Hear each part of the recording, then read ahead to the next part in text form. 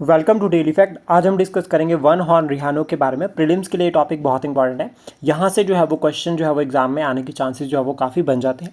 One horn रिहानो से पहले हम डिस्कस करेंगे इंपॉर्टेंट रिहानो स्पीशीज़ के बारे में। 5 जो है वो टोटल रिहानो स्पीशीज़ है, जिसमें ब्लैक रिहानो, वाइट रिहानो, जोवियन रिहानो, सुमात्रन रिहानो और वन हॉर्न रिहानो या ग्रेट इंडियन रिहानो, ये इंपॉर्टेंट है 5 स्पीशीज़। और इसमें जो सबसे बड़ी स्पीशीज़ जो इंक्लूड होती है रिहानो की वो है वन हॉर्न रिहानो। वन हॉर्न रिहानो जो है वो फाउंड ओनली इन इंडिया, ये इंडिया में ही जो है वो पाया जाता है। और ये जो है वो सबसे बड़ी स्पीशीज़ जो है वो वन हॉर्न रिहानो की है। और इसमें भी अगर हम बात करें आयुसीएन स्टेटस की, तो 5 स्पीशीज़ में से जो आपकी वन हॉर्न रिहानो है वो इंक्लूड होता है वल्नरेबल के अंडर, यानी कि आईयूसीएन कंजर्वेशन स्टेटस जो है वो वन हॉर्न रिहानो का वो वल्नरेबल है। अदर 3 लाइक आपका ब्लैक रिहानो, जोवियन रिहानो और सुमात्रन रिहानो, ये इंक्लूड होते हैं क्रिटिकली एंडेंजर्ड कैटेगरी में। और उसके बाद वाइट रिहानो ये इंक्लूड होता है नियर थ्रेटेंड में। अब हमें जो एग्ज़ाम के लिए याद रखना है वो है आईयूसीएन। आईयूसीएन जो है वो 1948 में बना था और ये जो है वो ओल्डेस्ट जो है वो एनवायरनमेंट कंजर्वेशन से रिलेटेड ऑर्गेनाइजेशन है। प्रीलिम में पूछा गया है ऑलरेडी ये कि कौन सी जो ऑर्गेनाइजेशन है वो सबसे ओल्डेस्ट है, तो आईयूसीएन जो है वो सबसे ओल्डेस्ट है। 1948 में जो है वो ये बनी थी, ये याद रखना बहुत इंपॉर्टेंट है। देन उसके बाद हम बात करते हैं वन हॉर्न रिहानो की।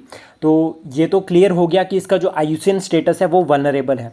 साइट्स में अगर हम बात करें यहाँ पर, तो अपेंडिक्स 1 में इंक्लूड होता है साइट्स में। और साइट्स जो है वो 1973 में जो है वो बनी थी ऑर्गेनाइजेशन। और वाइल्ड लाइफ प्रोटेक्शन एक्ट 1972 ये जो है वो इसमें जो है वो इंक्लूड हुआ है शेड्यूल 1 में। आपको बताना है कि जब ये वाइल्ड लाइफ प्रोटेक्शन एक्ट जो है वो पार्लियामेंट ने पास किया था, उस टाइम पे भारत के प्रधानमंत्री कौन थे, ये बहुत इंपॉर्टेंट है। एक बार इस तरह से भी जो है वो क्वेश्चन एग्जाम में पूछा गया है। अगर हम बात करें हैबिटेट की, तो यहाँ पर जो वन हॉर्न रिहानो है भारत में जब पाया जाता है, तो भारत में भी वेस्ट बंगाल, असम और उत्तर प्रदेश, यहाँ पर जो है वो आपका वन हॉर्न रिहानो मिलता है। थ्रेट अगर यह बात करें कि कौन कौन से जो चैलेंजेस है थ्रेट से जो फेस कर रहे हैं, तो उसमें इलीगल एक्टिविटीज़ के अंडर पोचिंग सबसे इंपॉर्टेंट है कि इसका जो है वो इलीगली पोच किया जाता है, यानी कि मार दिया जाता है। उसके बाद habitat loss due to like urbanisation जिस तरह से हो रही है, डिफॉरेस्टेशन हो रही है, तो उसकी वजह से यहाँ पर जो है वो हैबिटेट लॉस हो रहा है। क्लाइमेट चेंज भी यहाँ पर one of the important factor है।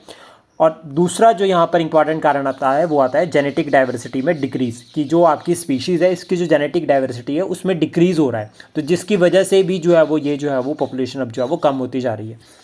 और इंपॉर्टेंट कंजर्वेशन रिजर्व्स की अगर हम बात करें रिगार्डिंग द वन हॉर्न रिहानो, तो उसमें सबसे पहले जो अगर हम बात करें आसाम में, तो आसाम में आपका Pobitora wild life sanctuary, Rajiv Gandhi Orang national park, Kaziranga national park और मानस नेशनल पार्क, ये इंपॉर्टेंट है, रिजर्व्स है, जहाँ पर जो है वो आपका जो है वो वन हॉर्न रिहानो को कंजर्व किया गया है। और इन सेतु और एक्स सेतु भी हमें इस तरह से क्लियर होते हैं कि ये जितने भी वाइल्ड लाइफ सेंचुरीज और नेशनल पार्क है, that is your in Setu conservation reserves, जो कि रिलेट करते हैं आपके किसके साथ, वन हॉर्न रिहानो के साथ। आई होप ये इनिशिएटिव आपको अच्छा लगा हो। Please support, share and subscribe daily fact. Thank you for today.